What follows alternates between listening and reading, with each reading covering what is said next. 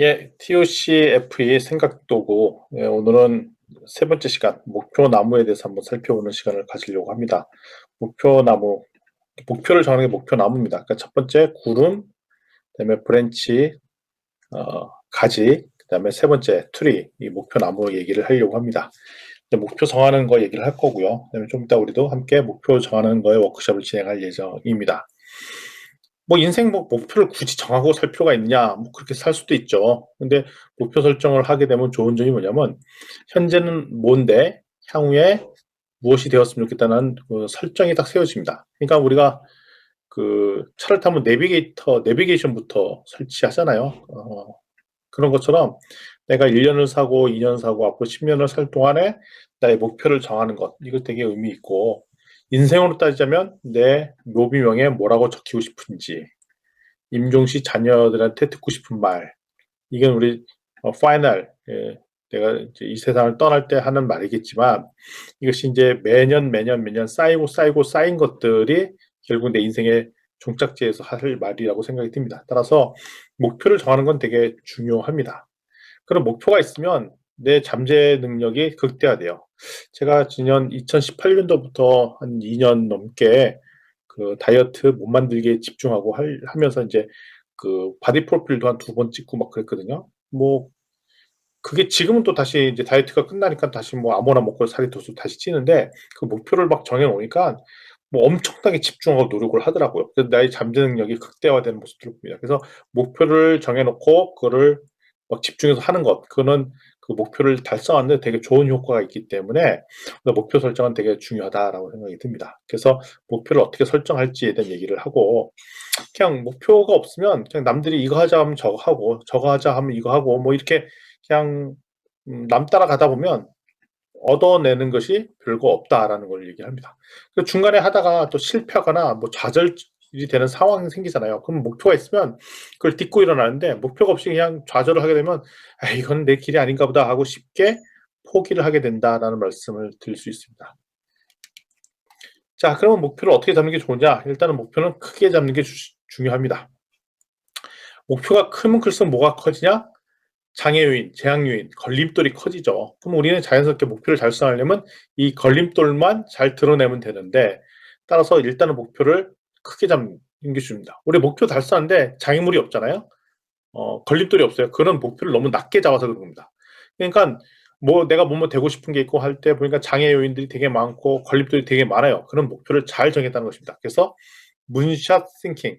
지금 뭐 작년 나온 그 책 중에 문샷이라는 그런 책도 우리 창업 관련 책 중에서 유명한데, 그러니까 달에 착륙할 것 같은 종류의 높은 목표를 잡으라는 겁니다. 그래서 그렇게 목표를 잡아야 성취할 것이고, 만약에 10배로 목표로 잡으면 실패도 2배 정도 달성하는데, 한 2배 정도 목표 잡으면 5% 달성하기 어렵다는 거죠. 목표를 높게 잡으면 잡을수록 좋다.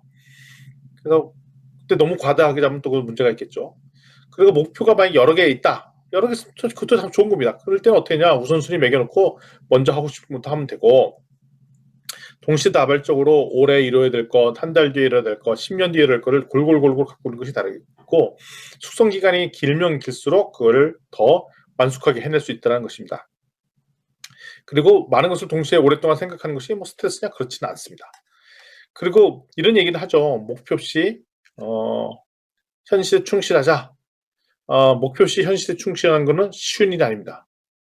물론 목표에 집합하면 속박은 받지만, 왜냐면 우리가 목표 지향적 삶을 사는 것이 아니기 때문에 꼭 인생의 뭐 목표가 성적이 중요하냐 뭐 이런 얘기를 하지만, 과정을 사랑하게 하려면 목표가 있어야 과정도 사랑할 수 있더라라고 얘기하고, 몰입할 수 있는 일, 집중할 수 있는 일이 있을 때 되게 행복해집니다.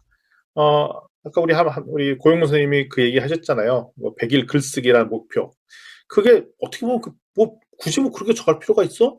뭐 이렇게 생각할 수가 있어요. 그렇지만 그 과정 그 힘들 때 그걸 딛고 일어나는 거 힘, 중간에 아마 포기하고 싶었던 일들 상황들이 엄청나게 막 있었을 거예요. 근데 또 약속한 게 있으니까 끝까지 밀어붙이고 뭐 이런 것들이 되게 중요하다는 거죠. 그래서 특정 어떤 대상을 몰입하고 할 수 있는 거, 되게 행복한 거다. 그래서 목표는 어떻게 잡아야 되냐? 야심차게 잡아라, 야심차게. 야심차게 하는 얘기는 뭐냐면 도전적인 자세로 할 거라는 것이고, 그리고 이 의미 있는 일에 몰입을 할 것이다라는 것을 암묵적으로 말씀드린 겁니다. 그럼 야심차 목표는 어떻게 만드는 게 좋은가 하면요. 좀 구체적으로 해야 됩니다. 수치가 드러나도록 간략하게 표현돼야 되고요. 그다음에 조직의 목표인 경우에는 조직 구성원들이 다 공감대가 되도록 설정하는 것이 되게 좋습니다. 대표만 갖고 있으면 안 되는 것이 아니고요. 그리고 여러 개의 목표가 있다면 아까 말씀드린 그중에 가장 우선순위 높은 걸로 하나 설정하고요. 그 현실적인 보다 한 서너 배에서 5배 정도 크게 설정하고, 이름일수록 뭐가 더 드러났나? 장애가 드러납니다. 그래서 목표 달성하다가 실패하더라도 작은 목표 때문에 작은 목표하다가 실패하는 것보다 훨씬 더 낫다. 일종의 보험 역할을 한다는 것이죠. 크게 잡아놓으면 중간에 뭐라도 된다는 것입니다. 그러면서 이거에 대한 목표가 크면 자연스럽게 뭐가 있습니까? 걸림돌이 있겠죠, 걸림돌. 방해 요인들이 있고 장애 요인들이 있습니다. 그러면 이거를 생각하면서 나중에 너무 장애 요인들이 너무 크면 방해 요인 목표를 조절하는 것들은 필요할 수 있도록 하겠습니다. 왜냐하면 너무 목표 갖고 장애 요인이 너무 크면 중간에 포기할 수가 있기 때문에 적정한 수위로 조절하는 것은 되게 필요하다라고 말씀드릴 수 있겠습니다. 예를 들어 설명하겠습니다. 창업지도사 지부를 운영하고 있습니다. 23명의 컨설턴트와 1급 과정을 진행했는데 그 이후의 운영 방식이 고민스럽다. 지부를 잘 운영하면서도 선배 컨설턴트들에게 의견을 듣고 어떤 부분에 집중해야 할지, 어떤 학습 공동체로 발전하고 싶다. 뭐 이런 목표가 있을 수 있겠죠. 올해 이런 창업지도사 경남 지회를 잘 운영하고 싶다, 이런 목표. 내가 조직 확장을 해야 되는데 잘 되지 않는 문제라고 생각한다. 조직 확장에 대해서 생각해보지 않고 매일매일 그걸 준비를 해야 되는데 현실적으로 그렇지 않다. 이것을 어떻게 좀 잘 고민하고 반복해서 소개받고 해갖고 조직을 확장하고 싶다. 이런, 올해는 조직을 규모를 키운다든지 확장한다든지 이런 역할들을 하고 싶은데 어떻게 해야 될지 잘 모르겠다. 이런 얘기를 생각할 수 있겠고요. 지금 성인 대상의 창의 발상 수업을 하고 싶다는 거죠. 그전에는 청소년 중심으로 수업을 했었는데 이 청소년 대상으로 교육했던 걸 기반으로 해서 성인 대상으로 교육을 하고 싶다. 특별히 체계적 사고 틀과 게임을 기반한 그런 학습 방법이죠. 게이미피케이션, 이 방법을 해서 교과 공부를 개발해서 성인들 대상으로 하는 교과정을 만들면 좋겠다라는 게 올해 희망이라고 될 수 있겠죠. 제가 청소년 대상으로 교육을 했는데 내년부터는 시니어 대상으로 수업을 하고 싶다, 이런 겁니다. 내가 독서 지도를 하고 있는데 초등학교 가르쳐보고 싶다. 근데 어떤 방식으로 해야 될지 모르겠고 관련 책을 구입해 봤지만 아직은 읽지는 않았다. 이런 것을 통해서 얘기할 수 있죠. 내가 책 읽는 걸 좋아해요. 근데 이걸 기반으로 해서 독서 지도하는 초등학생 대상으로 하고 싶다. 이런 것들도 목표로 잡을 수가 있겠습니다. 이런 것들. 그리고 내가 수많은 독단적이고 무리한 사람들, 가치관이 다른 사람들을 품고 가야 되느냐 말아야 되는가. 특히 마을 기업 하시는 분들은 우리 주변에 마음 안 드는 사람들이 막 있죠. 이 사람들을 같이 품고 가야 되는가 말아야 되는가. 그래도 연대를 해야 된다면서 이런 분들 데리고 가야 된대. 이런 생각들. 또 가족끼리 너무 친해져야 될 필요가 있는데 또 각자 격려하고 이런 관계가 되고 싶다. 그리고 서로 생일 같은 것도 챙겨주고 좀 공감대 형성하는 이런 부분들이 있는데 이런 어떻게 하면 이런 좋은 가족 관계를 만들 수 있을까? 회사 내에서 원만하지 않은 관계를 어떻게 잘 해결했을까? 이런 느낌들. 자녀의 대화가 부족하다 느낄 때 특히 사춘기에 접어든 딸의 생각을 듣고 싶은데 이런 또 잘못 얘기했다가 더 관계가 틀어질까 봐 걱정이다. 이런 것들. 올해는 자녀와의 관계를 회복하고 싶다. 이런 목표를 세울 수 있다는 겁니다. 그러니까 이런 우리 흔히 볼 수 있는 문제들이죠. 나의 문제, 나의 목표 이런 것들을 가지고 살펴볼 텐데 아마 오늘 워크숍 때 이런 것들을 잡아보는 시간을 해보도록 하겠습니다. 예를 들면 이렇게 할 수가 있던 거죠. 그동안에 A씨는 책을 몇 권을 출판을 해봤습니다. 근데 그동안에 한 1000부, 3000부 정도는 팔았어요. 물론 전문서적이라는 것도 있지만 독자의 호응을 충분히 얻기는 힘들었던 부분이 있었습니다. 근데 요번에 책을 내고 싶습니다. 내고 싶은데 앞으로 2년 동안에 한 10,000부 정도는 판매되는 좀 그전보다 한 10배에서 한 5배 정도 이상 잘 팔리는 책을 만들고 싶어요. 그래서 책 내용 자체가 구성 자체가 독자의 호응을 얻어낼 수 있도록 준비하고 좀 읽는 재미도 있는 책을 집필하게 싶다는 이런 야심찬 목표. 이게 야심찬 목표인 거죠. 기존에 나는 책을 쓰겠지만 많이 판매되지 않은 책을 만들어냈다면 내가 요번에 쓸 책은 한 2년 동안에 10,000권 정도로 파는 그런 책을 만들고 싶다라는 야심찬 목표. 이런 것들을 세워볼 수 있다는 것입니다. 또 영업부서일 때도 이렇게 할 수 있죠. 지난달 판매 실적이 목표치에 미달하지 않았다. 이번 달 전망도 좋지 않다. 나의 역량도 휘어있지만 내 눈으로 계산할 것 같은 영업 환경이 있다.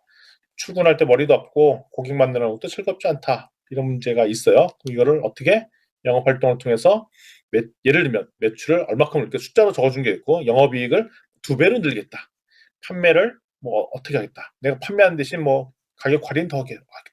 신규 거래선을 얼마큼 늘리겠다. 이런 정도의 목표들을 세울 수 있다는 것입니다. 자, 그러면 우리가 목표 얘기할 때 꼭 걸림돌을 얘기하니까 그 목표를 달성하는 것이 어려운 이유는 걸림돌이 있기 때문입니다. 장애인. 이게 중요한 포인트입니다. 목표가 없으면 걸림돌도 없습니다. 걸림돌이 없다는 얘기는 장애인이 없다는 목표가 없다는 겁니다.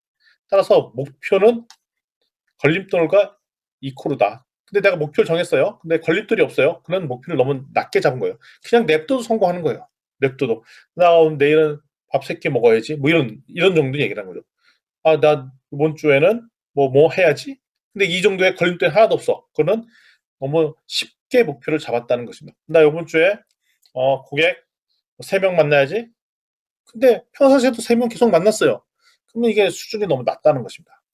그래서 내가 어떤 목표를 잡았을 때, 이게 될지 안 될지 좀 애매한 거예요. 평상시에 아무리 열심히 고객 5명 만나는데, 내가 이번엔 고객을 10명 만나야지? 그럼 2배 노력해야 되고, 여러 가지 바쁜 다른 상황들, 요인들, 제약 요건들이 있을 수 있어요. 그래서, 그러면 내가 다른 스케줄도 조정해야 되고, 친구랑 뭐 하기로 했던 것도 조정해야 되고, 뭐 이런 식으로 걸림돌을 갖추지 말고, 이 걸림돌을 뛰어넘을 방법이 무엇인가를 고민해야 되는데 이것이 중간 목표가 될 것입니다. 이게 디딤돌이 되는 역할이죠.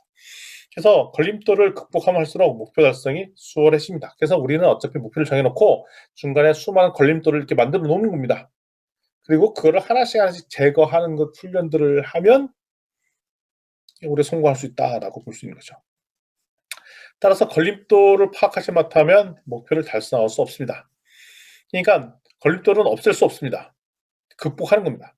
걸림돌은 우리를 앞길을 막고는 강과 같아 갖고 그걸 어떻게 뛰어넘을 수 있는가 이겁니다.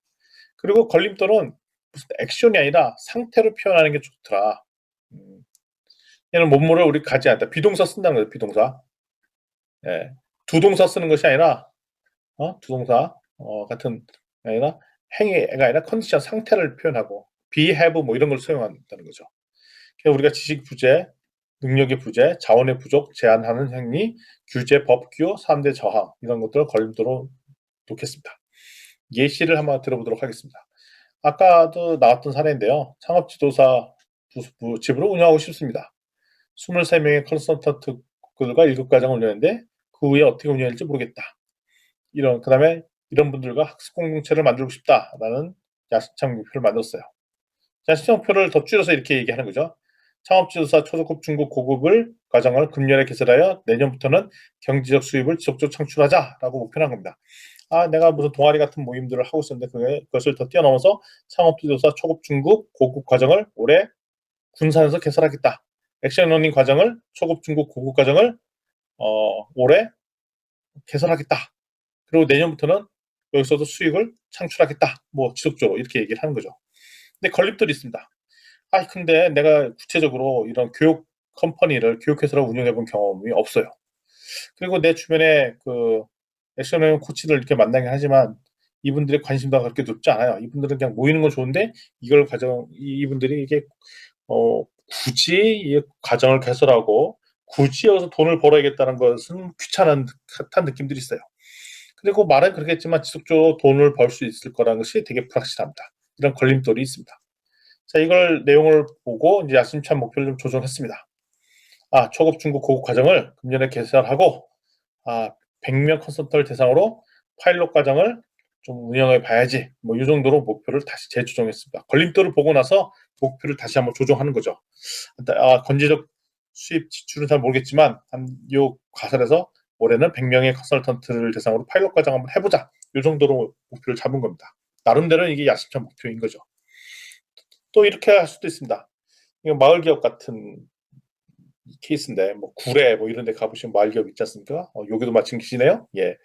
보니까 멤버들 중에 독단적이거나 무례한 사람들, 나의 가치관과 다른 사람들이 있어서 이들 품고 가는 거 너무 힘들다는 거죠. 품고 가려고 인정하려고 하지만 마음이 괴롭습니다. 그래서 억지로도 작게 그들을 인정해 보려고 몸부림치는 것 함께 다니는 사람이고 품어야 하는 사람들에게 하려고 하지만 되게 힘들다라고 적어놨습니다. 그래서 야심찬 목표를 이렇게 잡았죠. 3년 내에 나와 통하는 사람, 나와 공감하는 사람 5명만을 발굴하여 서로 협조적인 관계를 유지한다. 우리가 이제 지역 커뮤니티에 있는데, 로컬에 있는데, 3년 내에 나랑 진짜 뜻이 맞는 사람 5명만 발굴해야지라고 잡았습니다. 그러나서 이제 걸림돌을 적어봤습니다. 보니까 근데 현실은 마음에 내키는 사람이 한 명도 없습니다, 주변에. 그리고 나와 다른 사람에게 쉽게 양보하지 않습니다. 나의 생각, 또 나도 다른 사람께 내 생각이 다르면 그걸 양보하는 게 쉽지 않습니다. 그리고 나도 이거 하니까 이제 나이도 먹고 이제 슬슬 에너지도 딸립니다. 힘들지 않죠. 그래서 3년 안에 나랑 공감할 수 5명 목표를 세우는 건 너무나도 어려운 문제인 것 같습니다. 이 걸림돌을 봤을 때. 그리고 이럴 때는 또 야심찬 목표를 조금 조정합니다. 어떻게 조정하느냐? 3년 모르겠고, 금년에, 나와 생각이 다른 사람 5명을 초대해서 그들의 생각을 경청하고 공감하는 시간을 한번 가져보자. 이 정도 수준으로 확 낮춘 겁니다. 근데 본인은 생각이 다른 사람 5명을 데려온다는 것도 큰 숫자라는 거죠. 왜냐하면 진짜 나랑 뜻이 안 맞는 사람인데 그 사람이랑 만나서 얘기하는 것도 싫은데 그 사람 우리 집에까지 데려와서 최소한 경청하고 그 사람을 공감하는 기회를 한번 맞아보자. 이 정도 수준을 낮춰서 잡아보는 거죠. 이 걸림돌을 생각해 봤을 때. 어쨌든 나한테는 이 야심찬 목표는 맞는데 이거는 이 걸림돌을 고려했을 때 제 설정한 야심찬 목표인 것입니다. 따라서 목표를 적는 것과 걸림돌을 적는 것은 같은 관계이다. 바로 걸림돌이 있어야 목표의 달성 방법 알아주고요. 바로 걸림돌을 해결해야 목표로 갈 수 있는 길이라는 것을 알 수 있습니다. 아까 말씀드렸죠. 목표가 크면 클수록 걸림돌이 뚜렷해진다는 것. 걸림돌을 보면 목표가 무엇인지 더 잘 알 수가 있습니다. 목표를 위해서도 반드시 걸림돌이 있습니다. 걸림돌이 크고 뚜렷할수록 큰 목표의 달성 가능성이 되게 커집니다. 자, 어떤 사람, 아들러라는 사람이 바꾸지 못할 것을 받아들이고 바꿀 수 있는 것에 주목하라. 중요한 것은 바꿀 수 있는 용기다. 용기를 갖게 되는 것이죠. 걸림돌을 극복하는 것과 용기가 필요하다라는 것입니다. 그래서 걸림돌을 찾을 때 어떻게 하면 차 한잔 하면서 좀 생각하면서 좀 찾아보는 게 좋겠고요. 기본적으로 외부 환경 탓하지 말고 내가 내 주변에 있는 걸 가지고 내가 극복할 수 있는 부분 내서 찾는 것이 좋겠습니다. 걸림돌 하나 할 때 꼭 이렇게 적으신 분들이 있어요. 정부의 정책을 적을 경우가 있어요. 아니면 기관을 대상으로 저 기관이 걸림돌이다. 자꾸 그걸 내세우면 뭐냐면 정책이 바뀌지 않으면 이건 안 된다라고 설정하는 순간 내가 할 수 있는 게 아무것도 없습니다. 그래서 될 수 있는 걸림돌을 찾을 때는 외부의 환경이나 타인을 탓하지 말고 이거와 관련된 나의 자세, 나에 관련된 것을 찾는 것이 중요합니다. 왜냐하면 남은 자가 바꿀 수 있는 것이 아니잖아요. 다른 기관을 바꿀 수 있는 건 아니잖아요. 법률은 그걸 바꾸는데 시간이 오래 걸리더라는 거죠. 그래서 예를 들면 이걸 어떻게 말하냐? 못못이 없으면 못못이 아니면 야심찬 목표가 달성되지 못한다. 못못이 없으면 못못이 때문에라고 걸림돌을 표현한다는 것입니다. 자, 이럴 때 명확하고 간결한 완전한 문장으로 적어요. 완전한 문장입니다. 현재 존재하는 것을 적고요. 걸림돌이 표현돼야 됩니다. 그래서 어떻게 읽냐? 만약 걸림돌이 있다면 우리 야심찬 목표는 추진할 수 없다. 이런 식으로 읽혀야 된다는 거죠. 자, 자금, 요거 잘못된 표현이라는 거죠. 왜냐하면 불안정합니다. 자금이 많다는 건지 적다는 건지. 올바른 프로젝트는 이 프로젝트의 활동 자금이 부족하다. 우리는 시간이 없다. 이거. 그것도 존재하지 않죠. 시간이 없다. 시간은 있잖아요. 근데 우리가 발등에 떨어지는 일이 너무 많다. 이렇게 구체적으로 표현을 한다는 거죠. 우리에게 컴퓨터 필요하다.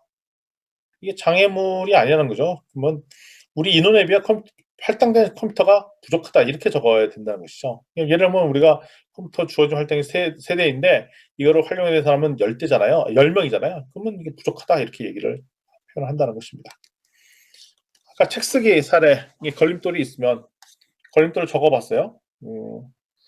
올해, 그러니까 2년 내에 그 10,000부 정도 팔 책을 만들고 싶어요. 그 걸림돌이 뭔 것 같더니, 책이 그동안 썼던 책이 그림도 별로 익숙하고, 내용도 너무 어렵고, 사례도 안 들어갔고, 그렇다고 사람들이 읽는 재미도 없어요. 그 다음에 거기 읽어놨더니 구체적으로 적용할 수 있는 방법도 구체적으로 나타나 있지 않아요. 그리고 읽은 다음에 별로 얻는 것이 없다는 피드백이 있었어요. 그러면 이 내용들을, 이게 걸림돌이구나. 근데 일단 걸림돌을 가지고 이렇게 정제하는 작업을 합니다. 좀 수정하는 작업을 합니다. 이 내용을 몇 가지 겹치고 하는 게 있어. 먼저 읽는 재미가 크지 않구나. 독자들이 얻을 이득이 선명하지 않구나. 잠재 독자들이 많지 않다. 그러니까 내가 생각하는 주제로 읽을 만한 고객 숫자가 많지 않구나. 이런 것들이 잠재 요인인 것을 내가 알게 되었습니다. 걸림돌인 거죠. 영업부서에서도 매출 100억을 올리려고 하고, 그러면 견적을 늘리든지 수주율을 상승시킬 때 발생할 수 있는 문제들을 이렇게 다 적어보는 겁니다. 걸림돌들. 고객의 로를 처리를 못하고, 제품을 개발 못하고, 기타 등등 여러 가지 것들을. 자, 여기까지 하면은 이제 우리가 야심찬 목표를 정해봤고요. 그다음에 장애물도 한번 살펴보았습니다. 중간 목표가 있습니다. 자, 우리가 걸림돌 얘기했는데 걸림돌의 반대가 중간 목표입니다. 디딤돌입니다. 디딤돌. 우리는 중간 목표 달성은 걸림돌을 극복하는 것을 뜻하는데, 그러니까 중간 목표는 뭐냐, 걸림돌을 뛰어넘는 건데, 이 걸림돌을 뛰어넘었을 때의 상태가 중간 목표입니다. 그러니까 디딤돌이 된 거죠. 그래서 이것은 초점이 외부 환경, 다른 사람보다 나에 대해서 초점을 맞춰야 된다고 말씀드렸고요. 그래서 중간 목표는 뭘로 잡느냐, 내가 잡아놓은 장애 또는 걸림돌을 극복할 실천의 내용으로 적습니다. 투자자에게 투자를 요청한다보다는 투자하도록 설득한다라고 적었습니다. 이것도 마야에도 상태 또는 행위로 말씀드린다는 거죠. 자, 그래서 중간 목표를 잡을 때 어떤 장애물이 있다면 이 장애물을 뭐뭐 한다면 이 장애를 극복할 수 있다라고 얘기를 하는 겁니다. 뭐뭐 한다면 라고 중간 목표를 쳤습니다. 그러니까 어떻게 보면 아까 그 장애물, 걸림돌에 반대되는 상태라고 볼 수 있습니다. 그러니까 장애를 극복했을 때 상태가 중간 목표, 또는 이거를 디딤돌이라고, 우리 책에는 디딤돌이라고 표현되어 있죠. 그래서 장애물이 뭐냐면 걸림돌입니다. 걸림돌을 해결한 상태, 그게 디딤돌 역할입니다. 그게 중간 목표 역할이다라고 할 수 있습니다. 그래서 이건 어떻게 표현한다면, 뭐뭐를 적용한다면, 도입한다면, 뭘 없앤다면, 대체한다면, 합체한다면, 이게 일종의 디딤돌 역할을 한다면 걸림돌을 뛰어넘어서 중간 목표를 이룰 수 있다라고 표현을 한다는 것이죠. 자, 그래서 중간 목표와 장애가 하나의 목표가 여러 개의 장애를 하나 섞을 수도 있고, 하나의 극복이 여러 개의 중간 목표가 설정될 수 있습니다. 그게 바로 1:1 매칭이 안 될 수도 있다라는 말씀을 드린 겁니다. 예를 들겠습니다. 아까 책 쓰기인데요. 고객 호응이 좋은 모모책을 금년에 출간하여 2년간 10,000부 판매한다라는 게 목표입니다. 근데 걸림돌이 읽는 재미가 별로 안 커요. 그다음에 독자가 이들 혜택이 선명하지 않습니다. 그리고 독자 폭이 너무 좁다. 이게 걸림돌을 딱 적었어요. 그럼 이거를 반대되는 디딤돌로 뭐냐면 예를 들면 쉬운 어휘로 표현한다. 읽는 재미가 없으니까 쉬운 어휘로 표현한다. 스토리텔링 기법을 도입한다. 그림으로 표현한다. 적시 사용한다. 요게를 하나의 묶음으로 읽는 재미가 크게 하기 위해서 이 세 가지 중간 목표가 있을 수 있겠죠. 이걸 한마디로 하면은 읽는 재미도록 크도록 한다. 이 정도가 되겠죠. 그러면 읽는 재미가 크도록 한다는 거에 세 가지가 쉬운 어휘 사용하고 스토리텔링 쓰고, 그다음에 삭화 글표로 표현한다. 이렇게 쓸 수 있어요. 이게 디딤돌 역할을 한다는 겁니다. 독자들이 얻을 혜택이 선명하지 않다. 이게 적혔다면 이게 걸림돌이라면, 이거를 반대로 독자들이 얻을 혜택이 선명하다. 선명하다는 거가 어떻게 표현한 거냐? 실제 사례, 적용 사례를 추가하고, 그다음에 실습 자료를 주고 실습 과정을 자세하게 설명한다. 그러면 이걸 보면 내용을 봤을 땐 잘 몰랐는데 독자들 이득을 어떻게 된 이득을 분명하게 해주기 위해서 사례도 넣고, 그다음에 프랙티스 실습하는 것을 넣어줘야지. 이런, 이게 이제 중간 목표의 세부 액션 플랜들입니다.